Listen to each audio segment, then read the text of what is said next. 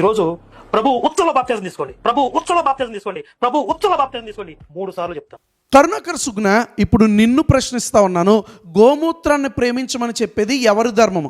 విష్ణు స్మృతి 23.61లో రాయబడి ఉంది కదా, గోమూత్రములో గంగ, దాని ధూళిలో సౌభాగ్యము, వాటికి నమస్కారము చేయడం ద్వారా పుణ్యము లభిస్తుంది, సో వాటికి నిరంతరము నమస్కారం చేయండి అని విష్ణు స్మృతి చెబుతా ఉంది.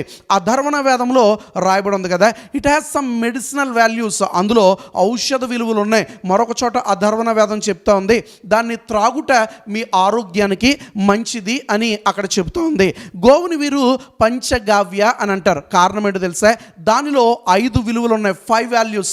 ఏంటా 5 వాల్యూస్ అని అంటే కనుక, దాని నుండి వచ్చే పాలు, దాని నుండి వచ్చే పెరుగు, దాని నుండి వచ్చే నెయ్యి, అంతేకాదు దాని పేడ, దాని మూత్రము కూడా ఆరోగ్యానికి మంచిది అని వారు చెబుతా ఉన్నారు. నిజంగా గోమూత్రం ఆరోగ్యానికి మంచిదేనా? కరుణాకర్ సుగ్న కూడా మెరుపు అనే ఒక న్యూస్ ఛానల్లో ఇంటర్వ్యూ ఇస్తూ డిబేట్ చేస్తూ రాజ్బోడా అనే ఆయనతో అంటున్నాడు కదా, మేము గోమూత్రం త్రాగుతాం, అది మాకు మంచిది అని అంటూ ఉన్నాడు. నిజంగా అది మంచిదేనా? రీసెంట్గా IVRI అంటే ఇండియన్ వెటర్నరీ రీసెర్చ్ ఇన్స్టిట్యూట్ వారు ఏం చెప్పారు తెలుసా? గోమూత్రం వలన మీకు వచ్చేది లాభాలు కాదు, మీకు 14 రకాల వ్యాధులు వస్తాయి, 14 రకాల బ్యాక్టీరియా మీపైన దాడి చేస్తుంది.